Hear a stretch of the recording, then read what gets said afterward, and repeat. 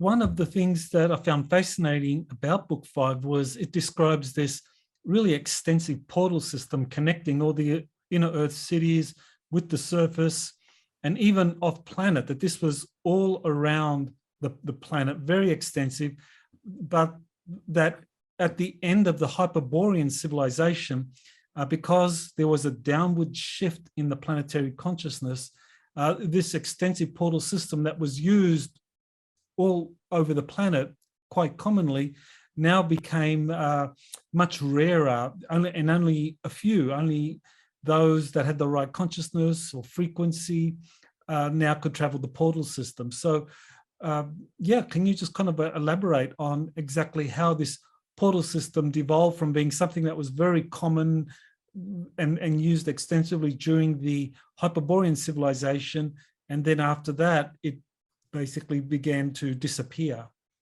Well, I think it would be a sort of a downward spiral of consciousness is what's occurring here. And we have a whole legacy of knowledge that's been lost or downgraded. And now in this time that we're living in, it's reemerging. You're listening to Exopolitics Today with Dr. Michael Salla, your source for the uncensored truth regarding the human, extraterrestrial, global, and political agenda. Click the like button and subscribe to this channel. And now, here's Dr. Michael Salla. It's my great pleasure to welcome Peter Moon back to Exopolitics Today, where we're going to pick up where we left off last time in discussing this incredible Transylvania book series. So welcome, Peter, to the show. Oh, thank you. It's nice to be back with you, Michael.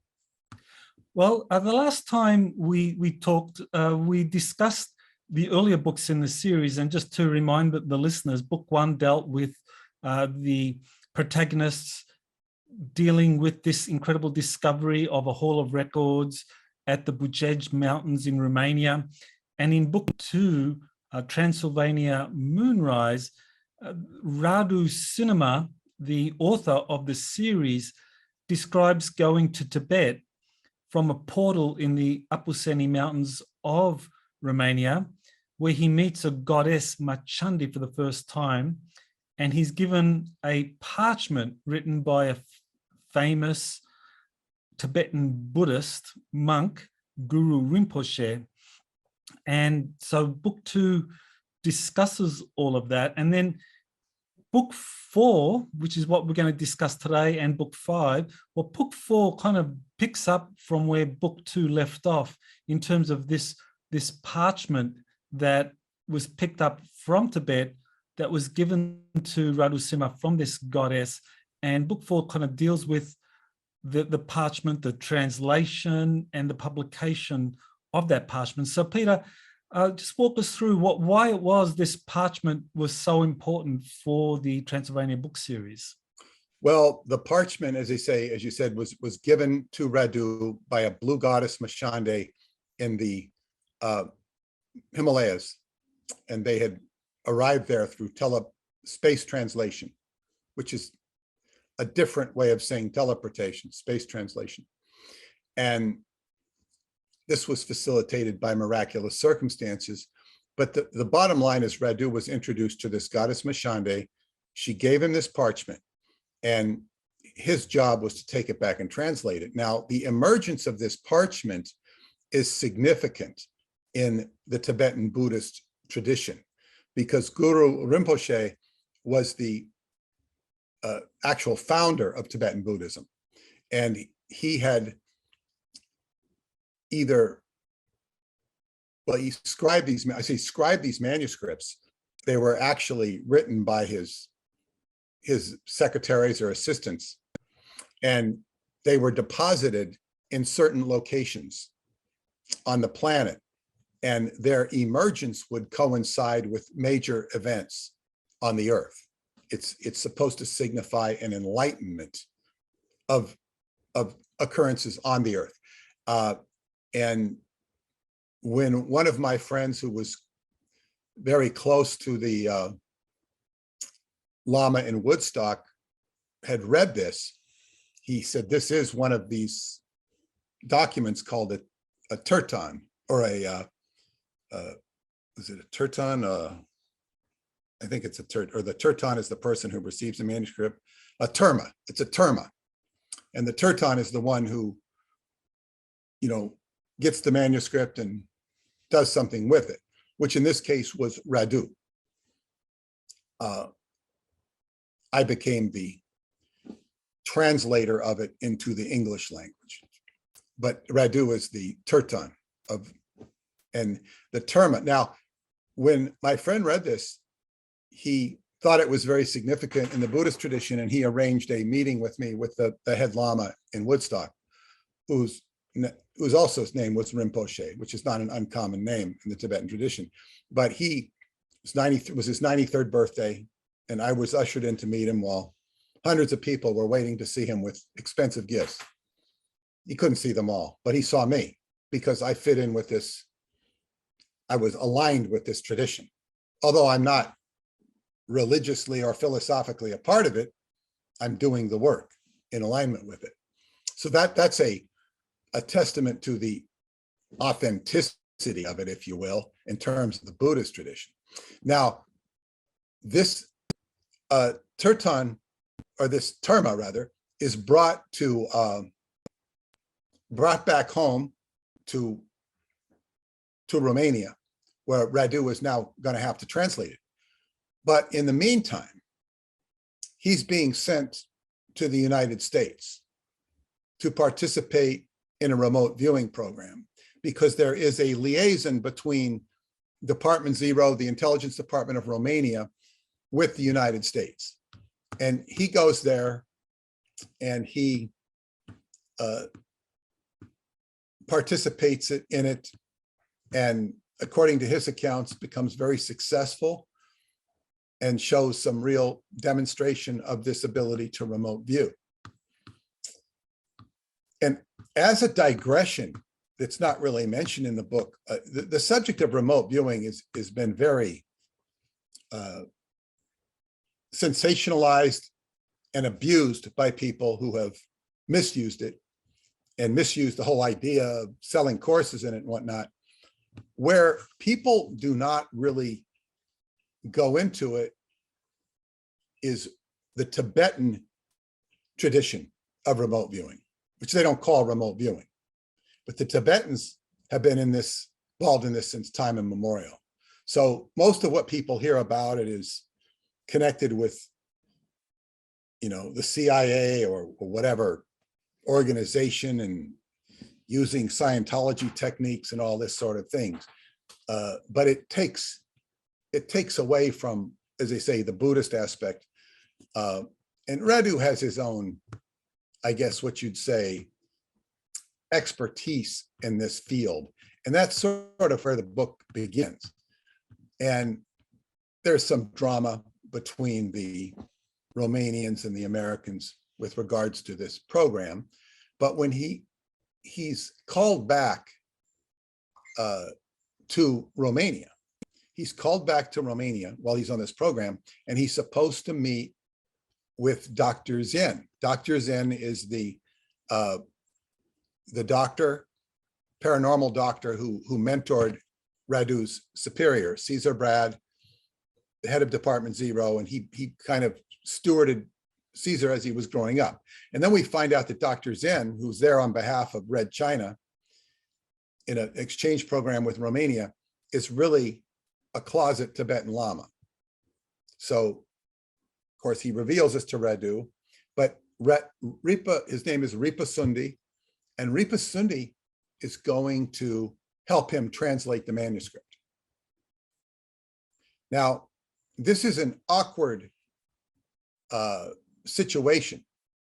Well, because he can read the ancient Tibetan. He is skilled in it. So this script was written, around, I think, 400 AD, if I'm not mistaken. So the language was different, but he can read it and he can translate it because he speaks Tibetan and he speaks English. He does not, and his assistant, described as the beautiful Shin Li, she also speaks English. But they do not, according to what Radu has written to me personally, they do not speak Romanian. They speak English and Tibetan. So it's very interesting that this book gets translated from Tibetan into English to Radu, who then translates it into Romanian, which comes to me, and then I have to have it translated out of Romanian and into English. This is what I'm saying, you know, so it's like, goes Tibetan, English, Romanian, English. And that's, nobody's going to really realize that because I asked him specifically. But whatever, it's just an interesting side note. So he's set with this task of translating the manuscript. And the manuscript, it involves a lot of back and forth between Radu and Ripa Sunday with the Lama's assistant Shin Li, and a lot of philosophical discussions of theirs, which are always, to me, interesting. But there is a lot of drama in the background of the uncovering of this manuscript. And because it does, the manuscript just doesn't appear and gets translated. It appears simultaneously to goings on in the world. And whatever drama was going on between Department Zero and the Americans exacerbates when the Americans are discovering, at the same time as this manuscript appears, this huge antenna, it's an antenna-like structure, appears in Antarctica. It emerges like the ice is melting around it. And it's this bizarro. Well, before we get to that incident, maybe it'd be just good for the listener to kind of like appreciate why this manuscript or this parchment was so significant, because book 4 came out, I guess the Romanian edition came out in 2009 and the English edition in 2013. And the parchment in the book series that describes the significance in the parchment in terms of like changing or having a major impact in planetary consciousness. So has there been that? I mean, for example, you mentioned a Tibetan Buddhist that you told about your efforts to translate the parchment from Romanian into English. So has there been kind of like interest by Tibetan Buddhists? Because if this is a manuscript or from the founder of Tibetan Buddhism, Guru Rinpoche, wouldn't the Tibetans' orders be all over this? One would like to think so, but I haven't seen any evidence of that. Of course, I'm not in that stream. But what I would also say, the Tibetan, you have to look at the Tibetans much like the Vatican. Because, like say, if you had some great discovery of a genuine artifact, well, I will give you an example. I met an incredible healer when I was at Shasta. His story is incredible, Dennis Adams. And he worked as an exorcist at the Vatican. He was very gifted. He was born a full hermaphrodite, had his female genitals cut out of him. It was trauma, but he had his own contacts with God. Dennis is a very interesting character.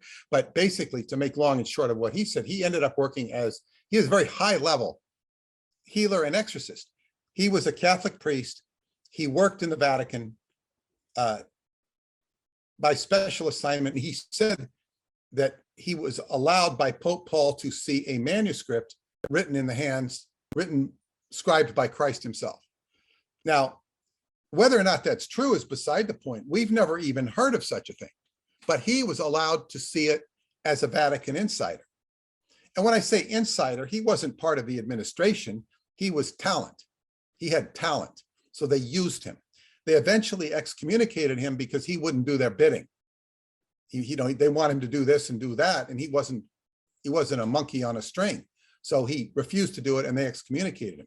But he said that he was allowed to see a manuscript written in the hands of Jesus. Now, there's a story that went with that.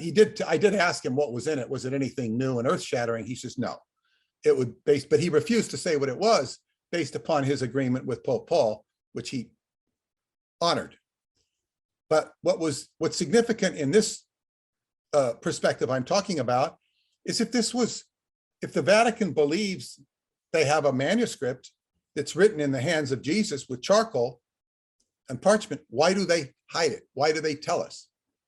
There is no proof, real proof. This is proof that he existed, or at least corroboration, and they hide it.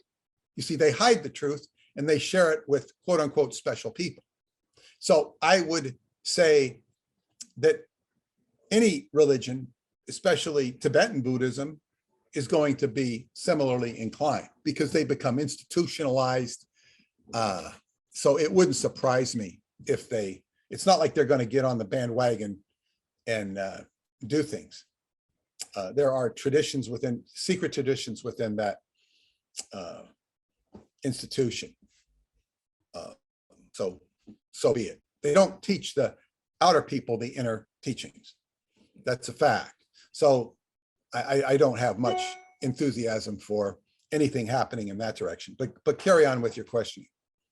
Okay, so with the parchment itself, I mean, it discusses 5 initiations, but the overall theme seems to be that there's an emphasis on things like the supremacy of love and aligning one's will with the divine will in order to achieve freedom and empowerment, which is kind of very, when I read that, I thought, well, this is kind of, it's more along the Indian or the Christ tradition as opposed to what I recall of Buddhism, which is all about renunciation of all desire and eschewing pleasures and all of that. But this parchment seemed to kind of like emphasize a more kind of Christian or Hindu approach of aligning with will, divine will, and love.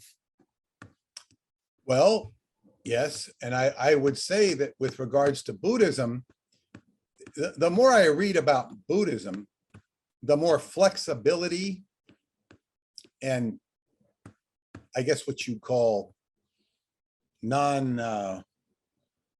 don't say non-traditional, but it's not necessarily what you think. There's a lot of, like say, most people think in very closed, regimented fashions when it comes to whether it be Christianity or Buddhism or most anything.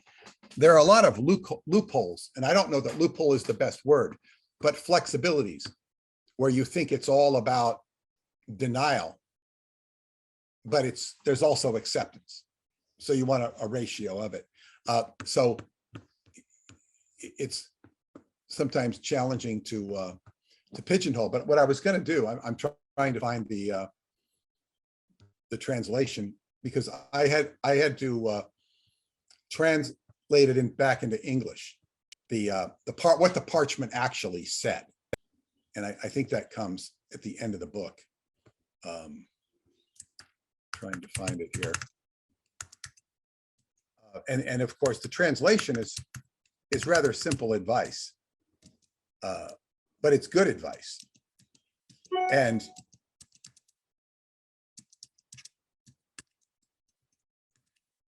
not easily found here, but it gives common sense interpretations of. It had a lot to do with vibration, and what you think is what you get, so to speak. Well, that is significant because it seemed that the Department Zero was very interested in this kind of Tibetan parchment and spiritual evolution. So, the question people would have is, why would a paranormal department set up by the Romanian Intelligence Service that is studying the Hall of Records in Bucegi and working with the US on a number of esoteric topics be so interested in kind of like the spiritual enlightenment information in a Tibetan parchment? Well, I don't know how interested other people were so much, but I know it was an assignment given to Radu. And the whole Radu was picked by the Lama to do this in book 2. He's picked Transylvania Moonlight. He's picked, and then he's brought to Tibet. Now, the fact of the matter is, this association with the Lama endears him to Department Zero, which he's not yet official member of, because they can't find the Lama in Department Zero. So they go to Radu, and Radu sort of becomes ingratiated into Department Zero, who he already has worked with, but he slowly becomes a member of them. Now, it's mostly a military intelligence organization. And to my understanding, he's an artist or musician who was brought into this to tell the story. And he is sort of brought in, given the security clearance, and he kind of comes in from left field, so to speak. But he has the task with this translation. And this gives him a chance to work with the Lama in the offices of Department Zero, where it's sort of expanding his own awareness. And the language that is used is very flowery. It's very, I mean, the Tibetan language, it's just very flowery language. So I'm trying to see where I reduced it to. I think it's in the epilogue here, where I reduced it to common English without all the flowers. Here it is. And I can share it right now, because it's in the course of the book, but the information isn't really central or focused upon. It's more the experience surrounding the parchment and the lessons in the parchment. And the parchment offers 5 precepts when we strip down all the flowery language. Compassion. And here's where you identify with Christianity. There is a divine source of compassion in this universe, and we need to recognize it and link to it. We need to recognize it and link to it. And I would say right there, see, when you think of Christianity, I do not equate Christianity with compassion in my own mind, because of all the horrors that have been done in the name of Christianity and all the misdirection. Although you're quite right, the essence of Christianity is to teach compassion and love. And so it's, he says, we need to recognize it and link to it. So in many cases in the past, Christianity is being not recognized as compassion, but as something else. And we've all experienced that, whether we're Christians or not. So compassion is very important.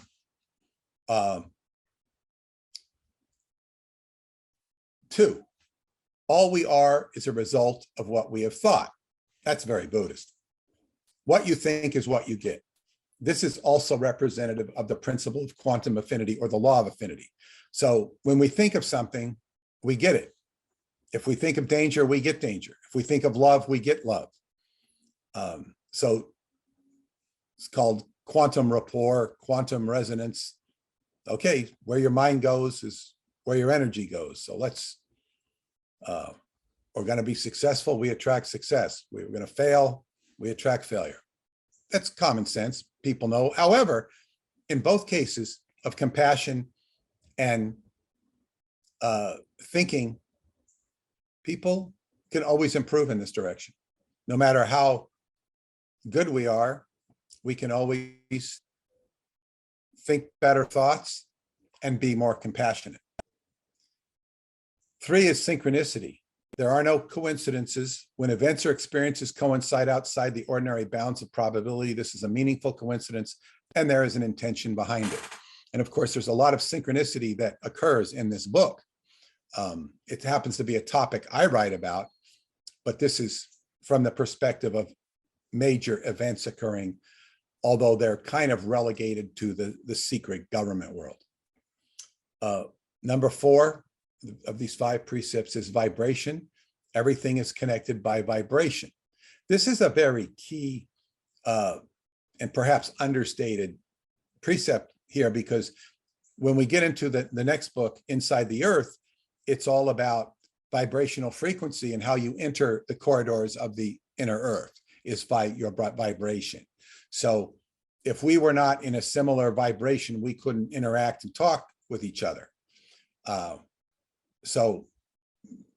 of course, everything in these books is vibration, because they're talking about the inner earth in Shambhala. And so you're getting the vibration of Shambhala when you read, particularly the 5th book, because they're talking about it. They're giving, like when you start talking about something, the vibration starts emerging, and it emerges through the pages of the book. And that's kind of fascinating, because, hey, wow, this is a whole vibration that I don't get from most other things I read.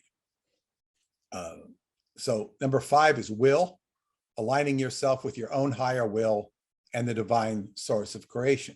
The higher will or the divine source of creation is inside of you. So that's aligning yourself with basically what you're supposed to be doing.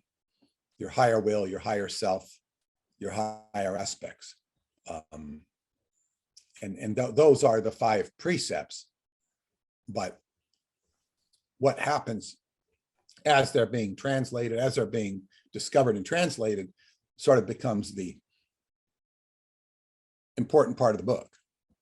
Right. It's those 5 precepts. I mean, they have so much in common with other traditions, as you mentioned, the Christian and the Buddhist, and the aligning oneself with the divine will. Well, you can find that in the Bhagavad Gita and in the Quran too.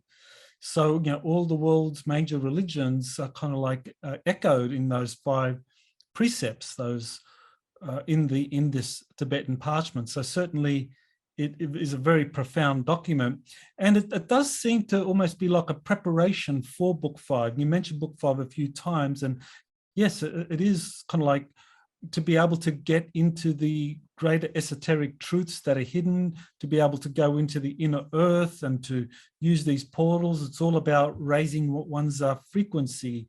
And so those 5 precepts seem to kind of lay the foundation for that. So let's talk about book 5 now, the inner earth. Well, I think I should touch on something first about Sure. what the events of book 4 that are very important.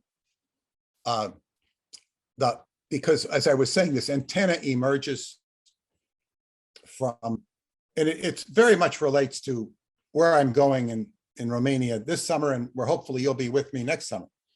But this antenna that emerges simultaneously as the document is discovered, it's this huge antenna in Antarctica. I think it's Macor, near the Macor base, I think, M-A-C-O-R, if I'm not mistaken.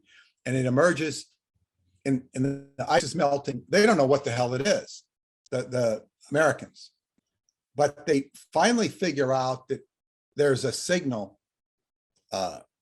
there's a relation of signals going between this antenna transceiver to the moon of Jupiter's moon Europa, and area in Transylvania, and an area in Mount McKinley. Mount McKinley, which is near what's called the Alaskan Triangle, where weird stuff is supposed to happen in the Alaskan Triangle. Now, where this book focuses on is Transylvania, because they say there's this spot in Transylvania, and it causes the Americans to look deeper into what went on in this specific spot in Transylvania, in the very area where I visit. Now, when I say the very area I visit, I'm talking about a valley that is approximately 7 miles long, with curves and furrows and this and that. And it's called the Valley of the Golden Thrones. It's called the Valley of the Golden Thrones, and you kind of get a hint as to why in this particular book, because this is the biggest, at the time at least, was considered the biggest state secret in Romania. And the Americans are outraged that it's being hidden from them by the Romanians. Now, the reason it was hidden by Department Zero is because they knew too little bit about it. They knew very little bit about this spot in Transylvania. And what had happened was, the story is told, there was a professor called Professor Constantine, and he is doing archaeological digs in this area. There's plenty of archaeology. I mean, an archaeologist could dig forever in this area because it's ancient culture, buried upon ancient culture upon ancient culture. So he's doing these digs, and this is after communism was over. So they're digging up this stuff, and they're going to secure the tools for the night with the contractor who's working with them, and he's with this contractor's son. And this little opening, they find this opening as they're putting away their tools, and they start to look into it, and they see that there's a whole chamber or room, and they go down there. When they go down inside, they say it's bigger, it's expansive, it's huge. They go into a region that's just literally infinite. Not infinite, but it's a huge underground cavern. And at this point, I have to wonder if they're in the physical plane, or if they're in another dimension, or there is a portal. It doesn't really matter. They're having an experience, and they go, I think it's explained like they're going deep into the earth, but this is like solid. It's not like an interdimensional experience. But as they begin to go, they begin to see gold and more gold, deeper threads of gold. Then, gold and quartz. Quartz will appear with gold, beautiful crystals of quartz, and it gets deeper. And then this is an ancient, I think they see ruins of an ancient civilization, but they go deeper and deeper until finally they're in tunnels of pure gold. Now, geologically, it's no great secret that there's huge deposits of pure gold underneath this area. This is not a secret. It's one of the most rich, greatest treasures of Romania, and particularly Transylvania, where it's located. And Canadian mining companies and people have tried to get at it. There was a huge protest to stop, and it's been protected. The gold was mined by the Romans, 200 tons. But as Caesar says, they barely scratched the surface of the amount of gold here. Now, this gold is the best conductor of electricity there is. It's also a conductor of superconsciousness.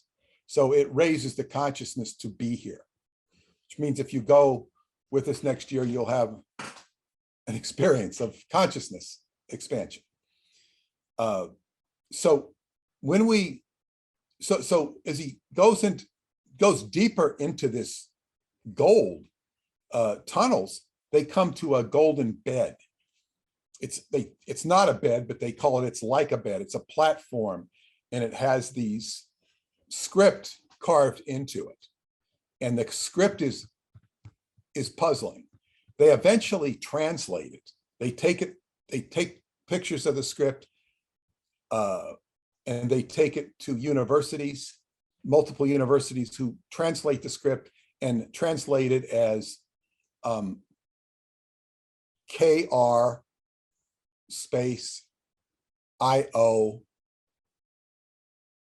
space, and then it says Zalmos, SALMOS. And okay, so once they have that, they have the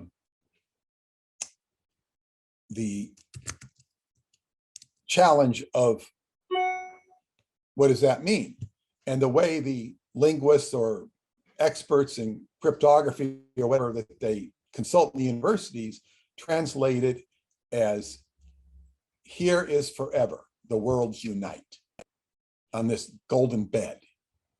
Now, it was my impression that this bed, because it was something you could lie down in, was like a place where ancient Dacians priests might indulge in what we know as remote viewing today, because it's a bed of super consciousness they put their head.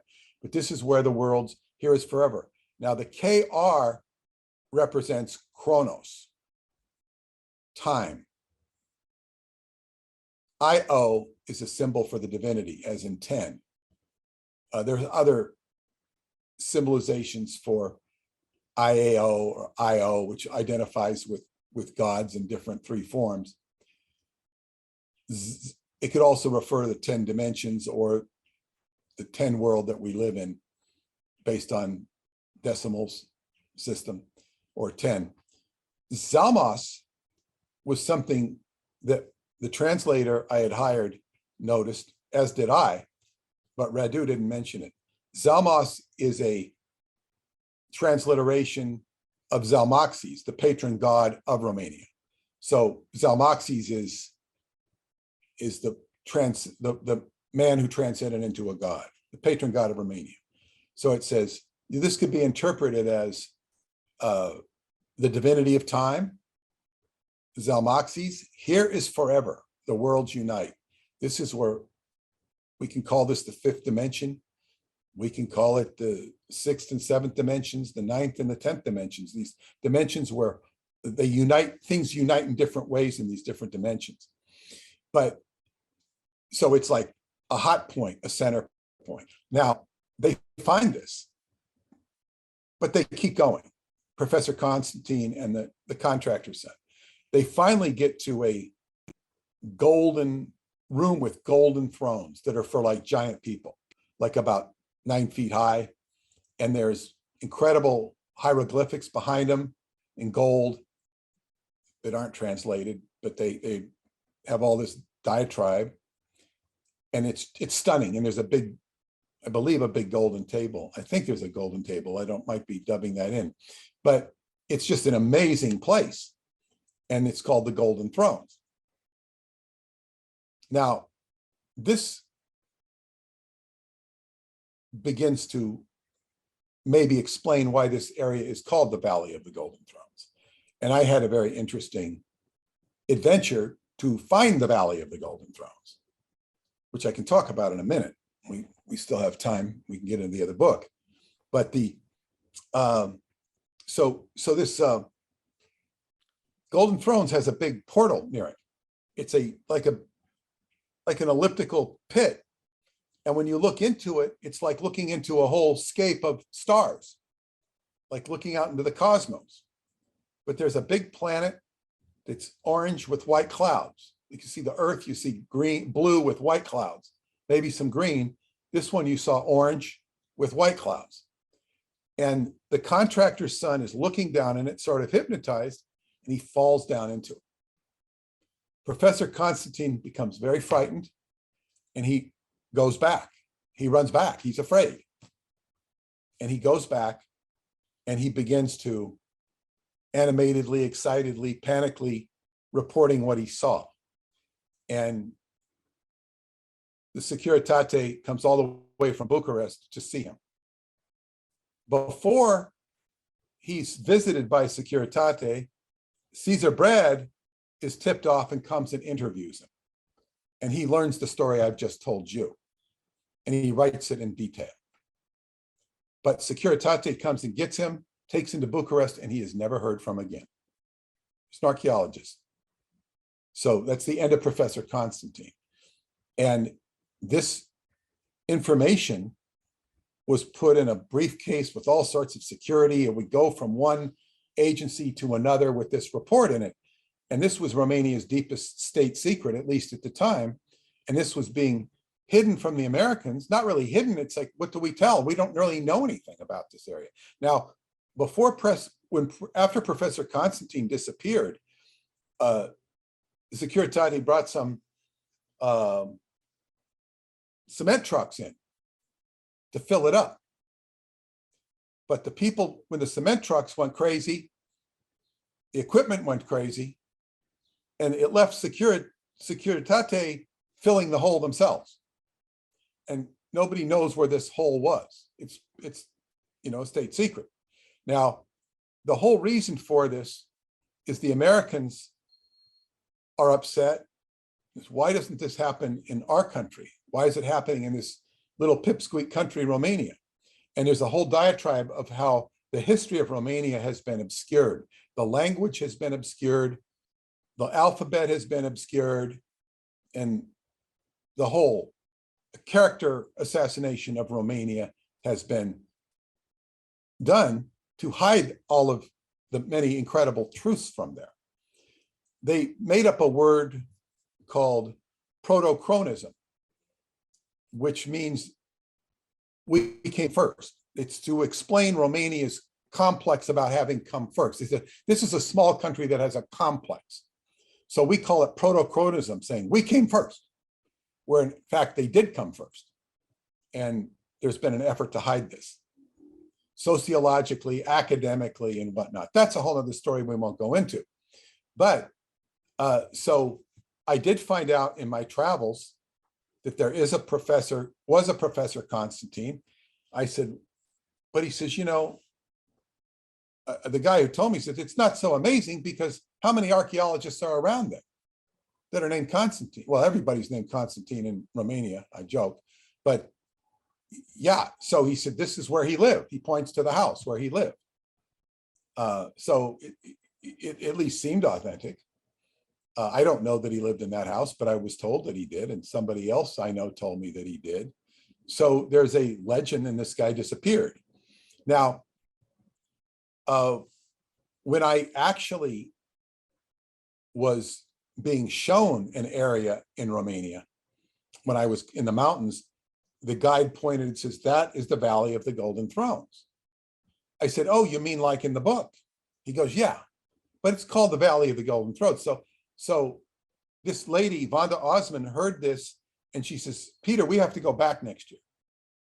So she organized a tour with me helping her. And we went back the following year in 2013.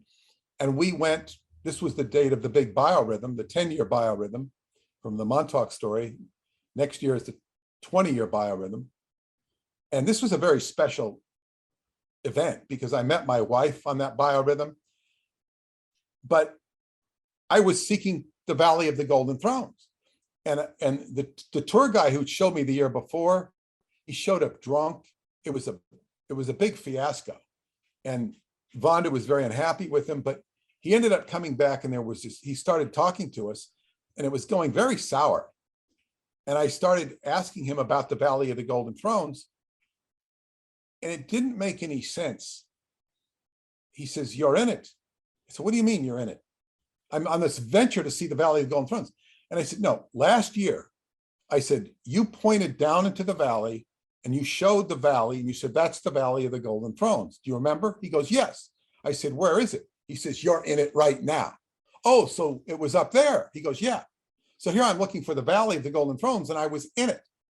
I was at the Cotizo Hotel. Now the Valley of the Golden Thrones is actually a long extension that is just, and I've seen it from a high point. It's the whole area. It's at least 7 miles long. So where is this specific spot in that valley? I do not know.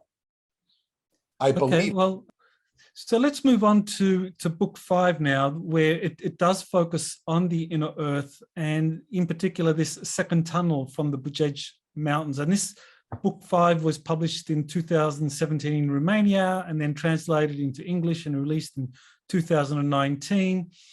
And it involves this complex system of tunnels and portals that crisscross all over the earth. So it's really startling information, and it goes into great depth into the extent of this underground world. So, you know, just to begin with, can you kind of like give us some background about this kind of underground tunnel system and portal complex that's described in book 5?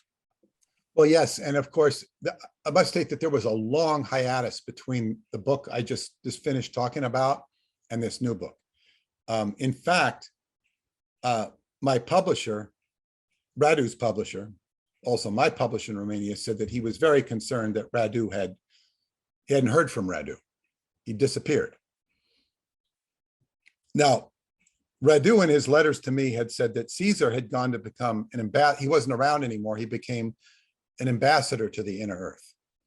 And of course, this was a very kind of odd thing to say. And then the next thing we know, Radu disappeared. He misses Caesar very much.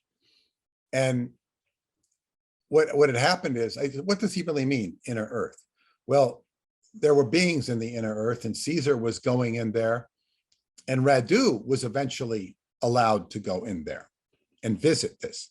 Now, he does this through the complex in the Bucegi Mountains. There's the first tunnel, which we talked about in the last transmission, which went to Egypt, the Book Mystery of Egypt. This one is called the second tunnel, and this goes inside the earth. And there, he describes the tunnel as more like a crystal device where he's actually going through into another dimension. And even though he does go into another dimension, he still ends up in the physical realm of the earth as we know it. He describes, and there's a very precise scientific refutation for the idea that the earth is a core of molten lead. And he disputes that theory, tears it apart by something explaining the Cavendish experiment, which all scientists assume, based upon the Cavendish experiment, that the earth is the way they think it is, and it's not, because it's not even a science. They're making a non-scientific assumption and presenting it as science. So he destroys that argument very conclusively. And then he goes on to say the experience, as you go into the inner earth, and he talks about how plant life can exist there, how there can be substitutes for what we know as the sun, and that give off heat and give off light. And the plants and animals that exist there are not as abundant as what we have above the earth, but they do exist, and there can be a civilization there. And there is one underneath the ancient city of Tomis, which is called Tamasis. And Tomis is not really, it's an ancient city that is now more or less in the area of Constanza on the Black Sea. And there is I did discover a cave you can go there where there's an entire labyrinth, which you can get lost in. It's dangerous to go unless you have a cord you can take with you so you don't get lost. I've only been in it about 100 yards. But underneath that is the inner earth city of Tamasis. But those are people living in this dimension. There are certain areas where you go where you change your vibrational frequency and you go into another realm, one of them being Apelos, which is in Transylvania. And he shows a whole diagram. I don't know if you can show diagrams while we're talking of where he shows the kind of layout of the inner earth and all the different tunnels and whatnot. Oh, we'll insert the diagram during the editing phase. Okay, that would be a good idea. So it's a fascinating account of an entire civilization or civilizations that are down there. And they're having a dialogue with different beings. And Radu is being introduced to a whole new world. And that the core of the earth and the consciousness of the earth is all in the earth. We are sort of like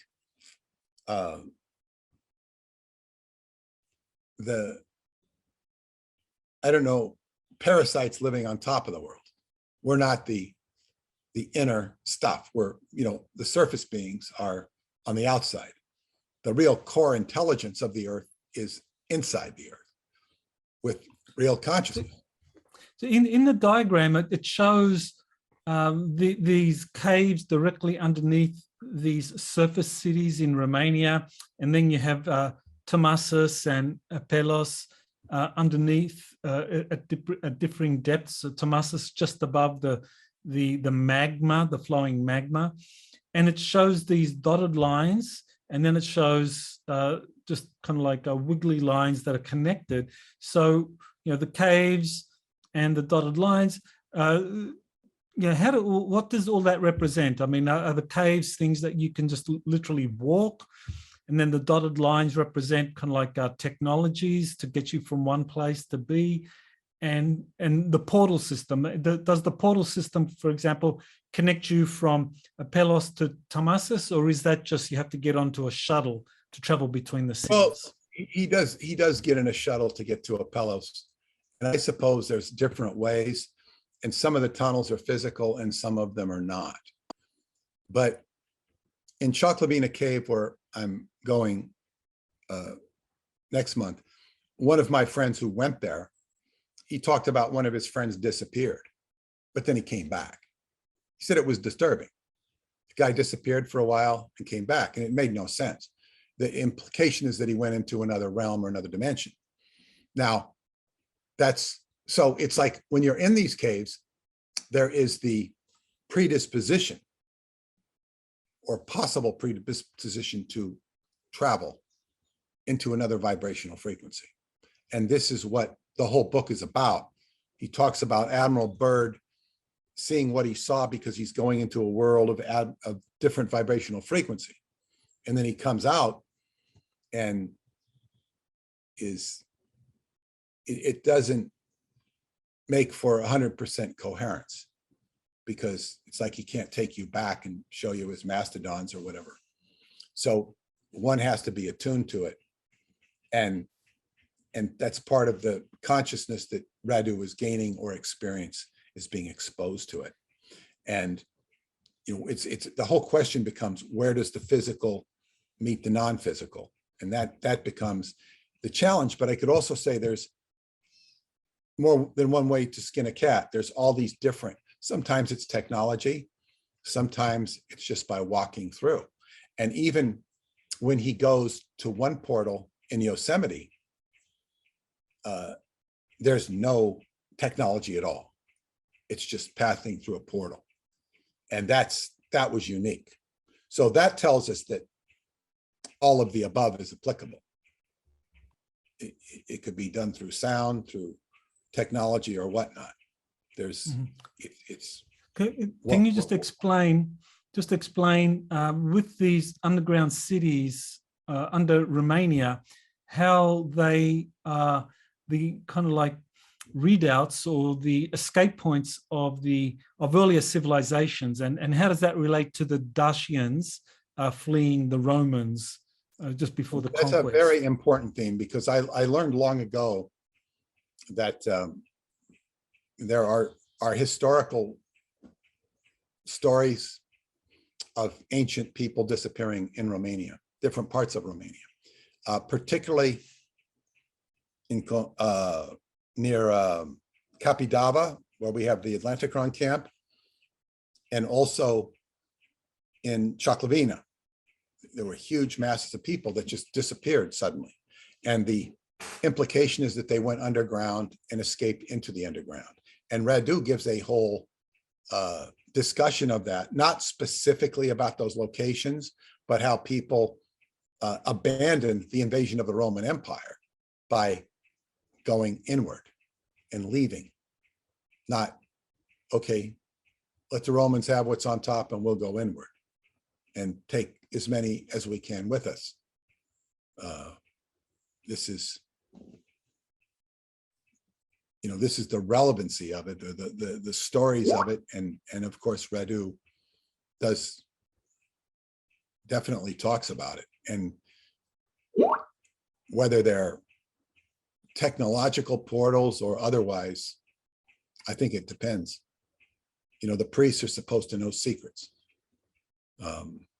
Whether that involves technology, how it involves technology would depend upon the situation and circumstances.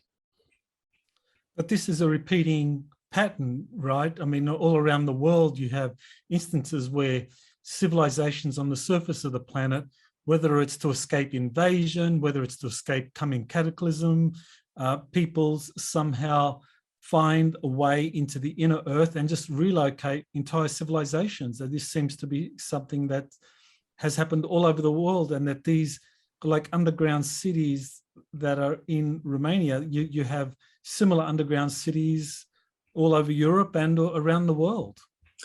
So yes, so it would seem. And he also talks about there being trading going on between the people of Apelos and the surface world, whereas they buy goods from us and they give us goods. I don't really know. It's kind of obscure.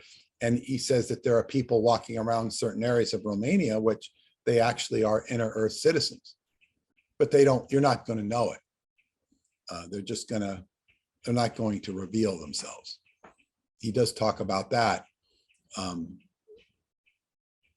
So it's a whole hidden culture, which it reveals itself to those who need to know or should know.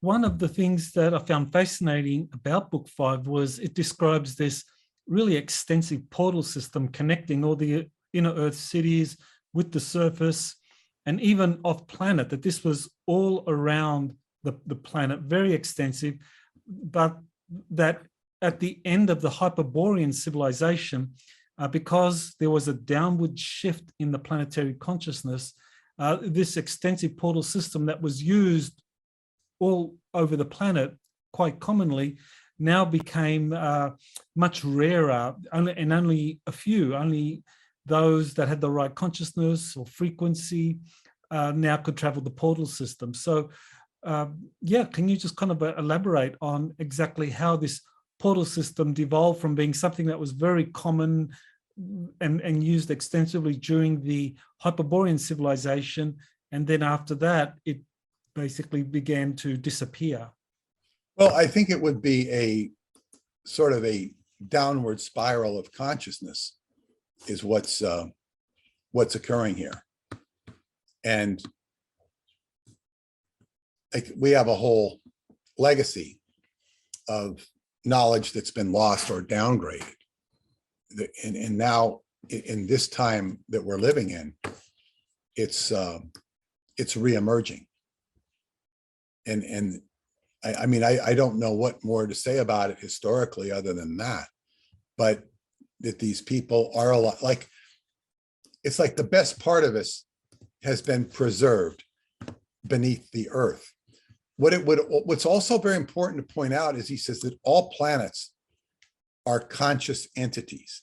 The planet itself is a conscious entity, and it emerges out of a black hole in the center of the celestial body. And then as it emerges, it goes through different gestation periods or creation periods. But the people inside the earth are more representative of the consciousness than, say, the people who are outside the earth. They're still part of it. But all the planets have consciousness inside of them. And we can presume similarly related tunnel systems with, is it the same order of people or whatnot? I can't say. He doesn't really talk about that. But you have, let's say this, a lot more space to cover that we don't know about. So we've learned in the last 50 years that mankind has been very regimented in how it thinks. And it's become much less regimented in how it thinks over my lifetime. Sometimes these unregimented thoughts are incorrect, but there's not this regimented thinking. It's this way or the highway. It's, the church's way or the highway. People think. And this is also a fact of life, that there's so much about the inner earth that we do not know. For example, there's more fresh water within the earth than there is salt water on the surface of the earth. So there's all sorts of fascinating things. And this book opens the door to the consciousness of saying, wow, this is quite some place that we have not explored. And Radu is this unique individual gives a very cohesive, comprehensive discussion of it. Like anything I've read about the inner earth kind of flakes out. This has much more meat to it. It has much more meat. It's coherent. It is mysterious.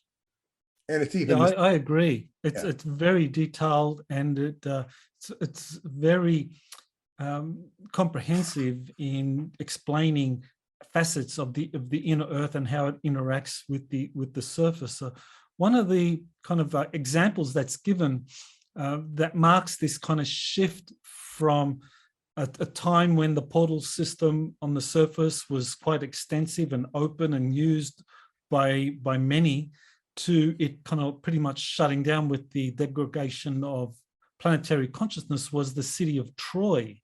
That Troy was named as the last city of the hyperborean civilization, and with not so much the destruction of Troy, but it was more the disappearance of Troy, that's when the consciousness of humanity pretty much sunk down, to that point where the portal system no longer widely accessible and used. It's just simply disappeared, and Troy as a city also just disappeared, kind of like how the Mayans disappeared. So similarly, the Trojans disappeared. So that I found to be a very fascinating example, and it kind of matches the little that we know of Hyperborea as a civilization that was discussed by Herodotus in the ancient Greek texts. That this was known to be a civilization that existed, and then all of a sudden it just kind of disappeared along with Troy. Just no more mention of it. Exactly. And the whole legacy of Troy, which means three, like Troy. We also have the Thracian civilization, which is the civilization that occupied the Balkan Peninsula up to Romania, the Thracians. Troy. It's like, it's right there in the word. But you will find the what do they call it? The eternal flame of Rome was taken from Troy by religious tradition in the Roman religion. Troy is a reinvention of, the Aeneas escaping Troy and starting the Roman civilization as we knew it, with all the trappings of Troy, but in a new and quote unquote improved religion. So yes. And then of course, Rome has its own underground that go beyond the catacombs. But yeah, underground, Troy had its own underground.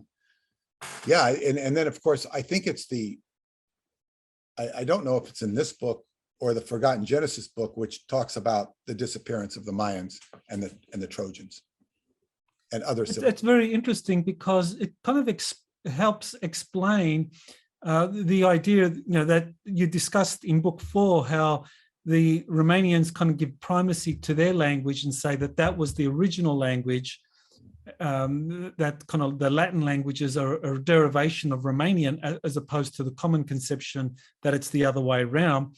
Because if the Romania and that kind of Thracian area is the remnants of the Trojan civilization, and that as is described in the Aeneid, that this Trojan warrior Aeneas escaped with some other Trojans to Rome, set up an outpost there, and that became the beginning of this Roman civilization. Romulus and Remus were the kind of descendants of these Trojans. You can that they carried with them the language and the culture. So that would mean that would actually substantiate what is described in book 4, that the Latin languages that evolved in Rome were actually a derivation from Trojan, or from this Thracian civilization that actually had to flee, that some of its remnants fled to Rome about 1000 BC or earlier. Exactly. But you see, the thing is, Latin, as we know it, mostly from the church, is I guess what you call a written scholarly language. It was never really a spoken, as they speak it, it wasn't a spoken language. What they spoke in Rome was vulgar Latin. And vulgar Latin is not much different than Romanian. I mean, there are going to be some differences, but the proof is, and my wife is living proof, Romanians can understand all the Romance languages. They can understand them very easily. They can learn Spanish, they can learn French, they can learn Italian, but it doesn't go the other way around. the Italians and Spanish can't pick up Romanian like that. There are some similarities, but so it's like it is a mother language, and of course the Romanians know that because they understand, what it is, and there's quite a scholarly argument for it in the book Secret Parchment. It's very scholarly and not as exciting as some of the other stuff, but it's very important and very relevant. Now, as far as traveling into the inner Earth, I mean, we have the conception that, well, the Earth is, 8,000 miles in diameter. So if you travel into the inner Earth and kind of like go down, you kind of travel in a linear way, 100 miles, 200 miles, 1,000 miles, 1,500, it's all done linearly. And if you have the right technology, you can actually do this. But in the book, it describes that it's actually not a linear journey at all, that it's actually a journey in consciousness, that you travel, the deeper you go, you move from kind of third density physicality into kind of like fourth density etheric world. So essentially the technology wouldn't work. It would just stop working. So you can't go into the kind of inner Earth beyond, say, 1,000 miles below the Earth's crust without crossing over into the etheric realm, which requires a heightened consciousness as opposed to advanced technology. So you want to just kind of elaborate on that? Well, it's a different vibrational frequency, and he constantly emphasizes the word vibrational frequency. So we're living in a vibrational frequency that, repeats itself, shows itself. So we're sitting here in what we would know as ordinary reality. When the vibration begins to vibrate at a higher frequency, in other words, there's more vibration, it's sort of akin to literally stepping out of this world and into another world with its own continuum, its own rules, whys, and wherefores. But it's a lot, I guess what you call it, a lot less restricting. Nevertheless, you still, follow the context, because you have to have a context, otherwise you're lost, or reference frame. So this is the whole key, is changing your vibrational frequency. And Radu explains it. It's like he does it little by little. It's not like he just jumps in and sees everything. It's a slow, ongoing initiatory process for him.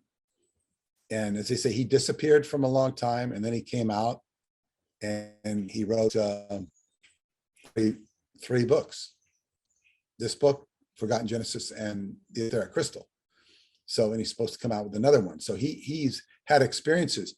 And I think one of the most riveting experiences when he goes in and he meets somebody from Shambhala or higher guidance, and he's beginning to broach Shambhala, which is the eternal, city of peace and harmony, and it's a real place. And then we learn that his mentors have been there. Caesar has been there. His alchemist friend Eleanor has been there, but so far he's not been allowed to go there. He's been allowed to see it, get pretty close to it, because he's not ready to go there. It's a slow process of initiation. But what's interesting about this book, it's an initiation into the idea of Shambhala, the inner earth. The Rosicrucians have a acronym called vitriol. Vitriol is, of course, the elixir, the alchemist's elixir, and it's on the tomb of Christian Rosenkreuz. And it says, but what vitriol stands for is visit the interior of the earth, and by rectification thou shalt find the hidden stone. So this is the theme of the Rosicrucians. Visit the interior of the earth, and by rectification thou shalt find the hidden stone, which is the philosopher's stone. In other words, the secrets are in the inner earth. And all of a sudden, this book reveals more about the inner earth than anything I've ever seen. It's an initiation. And of course, the Rosicrucians, Christian Rosencreutz, teaches the alchemical marriage, which is the unification of the, yin and the yang, basically. So you're having, balance and harmony. And one is seeking that. It's sort of like, what is heaven? Heaven is a balance. It's peace, because you have balance between yin and yang. Shambhala is perhaps a much more harmonious and exotic description than we often get of heaven, which is kind of watered down. Most of the imaginary, angels playing with harps or something and looking down on humanity. But the Shambhala is much more exotic, if you will, and positive. Yeah, I mean, that's one of the themes in the book, that the closer you get to this inner sun, the more refined the consciousness is, that you're not able to get closer and closer to the deep interior of the earth unless your frequency raises sufficiently. And of course, Shambhala is of the inner cities, it's the one that's closest to this kind of inner sun. And I know that the other cities that were described in the book, Apelos and Tomasus, that they have this kind of understanding of Shambhala playing this kind of role of being spiritually very elevated, almost like a heaven inside the earth.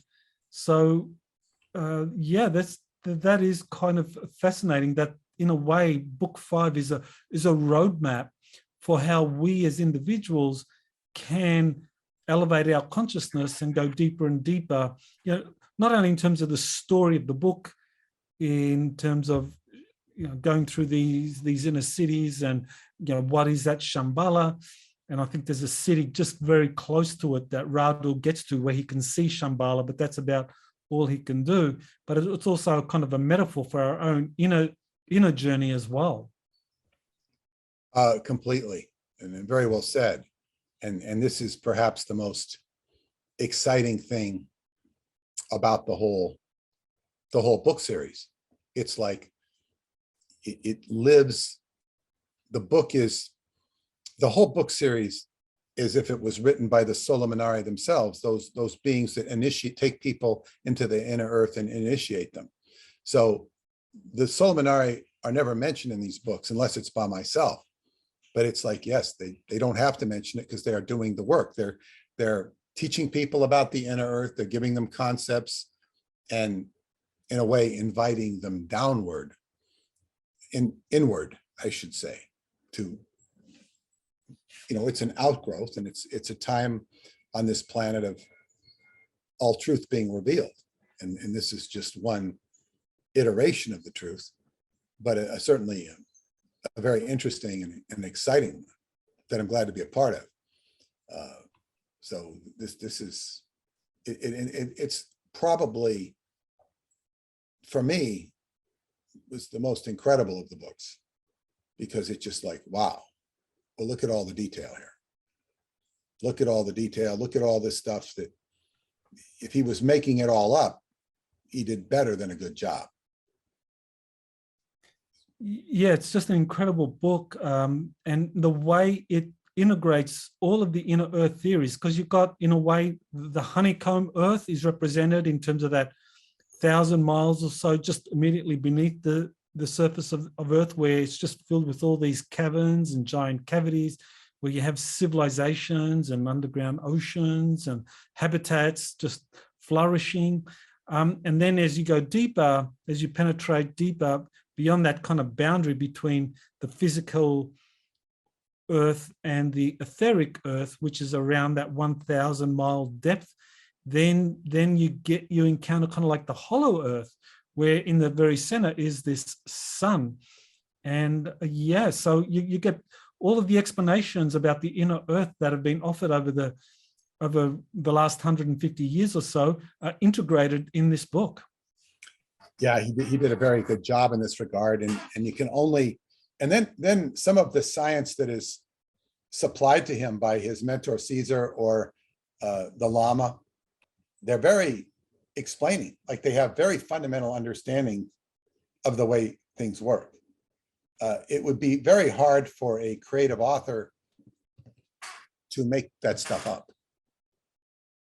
No matter, because if he's creative, he's tapping into a virtual intelligence or a spiritual intelligence that's really telling him these things. So it's wow, these are fantastic experiences. And as you said, it gives a really logical explanation for why scientists are totally wrong about the inner Earth being this kind of like solid molten core. That in fact it's a hollow core with a singularity point. And I know that this is something that alternative scientists such as Nassim Haramein talk about as well, that at the inside of the sun and of the Earth are these singularity points.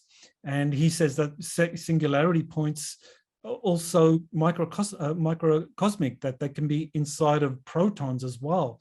So yeah, this again, it's just, there's the conventional physics and geology just doesn't go deep enough in terms of understanding the possibilities of, say, singularity points and how they can form in planets, suns, and even within protons themselves. well, exactly. He says that, yeah, every atom inside is a black hole, so to speak.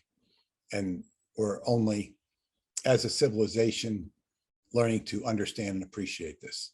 And even the corridors of academics are opening more and more to these ideas. But the question all becomes, what can they, or what can anyone do with it? And that's the challenge for the reader. What can you do with the information? How can you grow, so on and so forth. And that gets into the later books, is the struggle between the negative forces in the world, the anti-consciousness, the people that want everybody on drugs and all that sort of thing. And that becomes the war that is taking place on Earth. But it's not like a visible opponents like Democrats and Republicans. It's not like that, where you can see both the opponents. It's much more subtle than that. And that's, and this only kind of invites us to understand what awaits us. And it is somewhat similar to the original ideas that originated in Christianity, with the Vesica Pisces being a symbol showing two worlds interlocking. That's like showing there's another dimension out here. There's a dimension of love. There's a world of love, and accept this, the kingdom. And that was a theme where it was based on love, and then it gets distorted into, martyrdom and torture and all sorts of horrible denial of the physical plane in the early Christian era. So, but there was that idea that there's another world that is based on love and compassion, which is, I say, very similar to the first precept in the Secret Parchment. And that's what these characters in the book are above having wars. This is not something they would do. No more than you would have a war with the local grocer or the local owner of the deli. You're not going to have a war with him. You might be angry that he shortchanged you or something, but all these things can be, he'll give you your money back just to avoid a problem. It's like they don't have wars in the inner Earth. It's beneath them. Well, it is definitely a profound series, and certainly I have read the final books in the series, books 6 and 7, and they do continue this tradition of just revealing some mind-expanding information. They're definitely, I would love to have you back to talk about books 6 and 7, but just to bring this interview to a close, I mean, you've already mentioned your coming trip to Romania to the Valley of the Golden Thrones, and I assume that part of your work there or your travel there is motivated to kind of substantiate stuff that you've come across in the series, especially in book 4, where it talks about this Valley of the Golden Thrones. Is that what's motivating you, or just preparing for future events? Not actually. But see, what's interesting, and Radu even stated to me in an email once, he said, I'd asked him about certain things, and he says, all this stuff dovetails together. It dovetails together. What my current adventure to Romania has to do with David Anderson's sighting of Choclavina Cave as being the most important and significant area with regards to release of space-time motive force, meaning it's a center of time travel. And it could very well be very close to this location that I've talked about, of this golden bed or golden thrones. But I'm sure it's connected. But so it's an experience. But here, this is my deepest foray into the inner earth, is through this cave, because I got into the cave last time 3 years ago, and now I'm going back now that COVID's over. I will probably get into the dry cave, which I can go yet deeper, and I won't have to be going through rushing water. So it's and there's more interesting things in there. But it's, as you go in, it's all an initiation. If I find anything that corroborates this, it's incidental, it's very interesting. I'm not trying to say this, that, and the other thing, because it's too hard. It's too hard to do. But if I did meet somebody who I was convinced did meet Radu, who had been in the area, in another area. I don't know that it was Radu he ran into, but when the way he described him and talked about him, it sounded authentic, because he didn't identify himself as Radu. My friend pieced it together, and he did match up with it. And, you know, that was sort of an interesting, because somebody who hangs around this area a lot can't be too fooled. You know, he sees a lot, you know, people, it's a small, much more small world in Romania than it is in the United States, even though it's about the size of Texas. And some of the people I talk to, because it's in the esoteric faction, becomes even a smaller world. So it'll be interesting to see. But it's like I'm motivated by my own journey, takes me to Romania, all of which was facilitated by Dr. David Anderson. But he's coming from another perspective of Radu. They complement each other. But if there was no David Anderson, I never would have gone to Romania. And if there was no Montauk Project, Romania would have never come to me. So this book would never even have been published in Romanian, if not for my book. Maybe it would have. And even in Romania, it's basically many people consider it science fiction. So it can be dismissed. Oh, it's just science fiction. And many of my friends say, oh, those books are, what do they say? It's written by a committee. It's written by a committee. They say this. I say, have you ever read the book? They go, no. They're told it's written by a committee, you know, by the Freemasons. Oh, it's written by a committee. I know this book is not written by a committee because I've read it several times. Radu has a distinct speaking style, and it's approved by a committee of at least one, which would be Caesar, but it's not really, they say this in such a way as to dismiss it. Nevertheless, it sort of acts as a defense because, okay, it's this. And of course, people aren't as closed-minded in Romania as they are in America. Closed-mindedness is more of an American trait than certainly a European trait.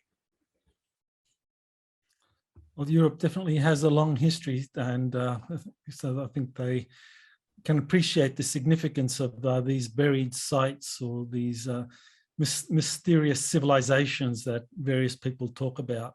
So in terms of getting the books and learning more about what you're publishing and editing and writing there at Skybooks, where do people go?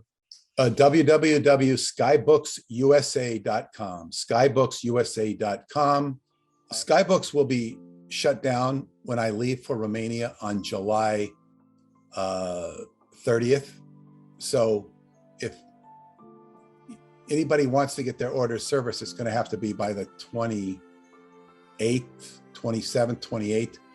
And then if you put your orders in after that, they will be gotten to when Skybooks opens up on August 15th. So order the book. There's always a lot of book orders after I do a show with you. So I say, people, you will get your book, but if you order it, you know, they won't be delivered till the third week in August, or shipped out till the third week in August, unless you get it in 27, 28 July, but you will be serviced. And we do have all the books in stock now, which we had run out of some of them. Right now, they're all in stock. Perfect. So people can get the paperback and the Kindle editions of all of the 7 books in the Transylvania book series. That's correct. Excellent. Well, we have both. My wife and I have both the books and the Kindle editions, and I definitely recommend people get them and read them a couple of times. As Peter said, the second time you read them, there's just much more depth, and it is a personal transformation journey. I can vouch for that. I feel as though I've kind of grown as I've read these books. So I want to thank you, Peter, for being on the show and again answering these questions about the Transylvania book series, and I look forward to having you back again. I'm delighted, and I hope we can get you to Romania next summer. Thank you. You have been listening to Exopolitics Today with Dr. Michael Salla. Please remember to like, share, and subscribe to this channel. Join or start a conversation in the comments. Take the time to explore the vast library of best-selling books, webinars, and podcasts by Dr. Salla. Visit exopoliticstoday.com.